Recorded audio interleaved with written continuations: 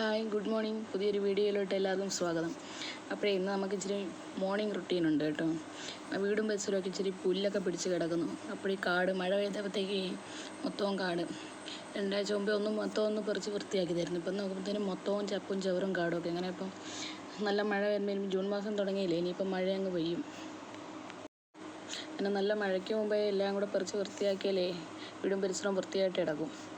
ഞാൻ രാവിലെ ഇറങ്ങി കേട്ടോ, മോളെ സ്കൂളിലൊക്കെ പറഞ്ഞു വിട്ടിട്ടേ 8:30-9 മണിയാകുമ്പോഴത്തേനും ഇറങ്ങി എല്ലാം കൂടെ മുറ്റമൊക്കെ തൂത്തുവാരി പോച്ചയൊക്കെ പറിച്ച് എല്ലായിടവും വൃത്തിയാക്കി. നമുക്ക് പുല്ല് പറിച്ചിട്ട് അങ്ങനെ ഉണ്ട്, വൃത്തിയായോ? നിങ്ങളുടെ അവിടെയൊക്കെ എങ്ങനെയാണ് പുല്ല്? മഴ പെയ്തപ്പോഴത്തേനും എല്ലായിടത്തും ഇത് കണക്കെ വീടും പരിസരമൊക്കെ ഒരു കോലത്തിലാണ് കിടക്കുന്നത്.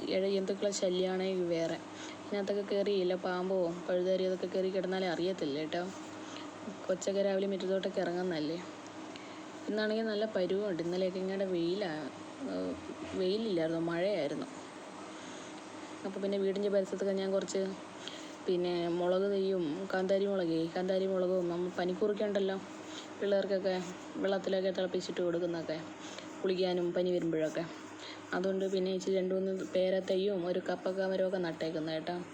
പിന്നെ ചെണ്ടുമല്ലിപ്പൂവുണ്ട്, ഒരു കറിവേപ്പില തൈയുണ്ട്. ഞാൻ ഒരുപാട് കറിവേപ്പില കൊണ്ട് നട്ടു കേട്ടോ. എന്ത് ചെയ്താലും നട്ടാലും പിടിക്കത്തില്ല. അങ്ങനെ ഈ പ്രാവശ്യം ഒരെണ്ണം നട്ടു, എന്തോ ഭാഗ്യം കണ്ട് അതൊരെണ്ണം പിടിച്ച് കിട്ടി. അങ്ങനെ ഉണ്ട്. ഞാൻ ഇവിടെ വീടും പരിസരമൊക്കെ വൃത്തിയാക്കിയത് കൊള്ളാമോ? ഇനിയിപ്പോൾ അങ്ങോട്ട് ഇനിയിപ്പോൾ തിരക്കായിരിക്കും. മോൾ സ്കൂളിലൊക്കെ പോയി തുടങ്ങിയോണ്ടേ നമുക്കിനി ഒന്നിനും സമയം കിട്ടത്തില്ല. പിന്നെ എനിക്കിനി ഇച്ചിരി തുണിയൊക്കെ കഴുകാനുണ്ടേ. ഇന്നലെ ഇപ്പം മോളെ സ്കൂളിലൊക്കെ ഇട്ടുകൊണ്ട് പോയ തുണി, ഞങ്ങൾ മോളെ സ്കൂളിൽ കൊണ്ടാക്കാൻ പോയ തുണിയൊക്കെ ഉണ്ട് കുറച്ച് കഴുകാൻ വേണ്ടിയിട്ട്.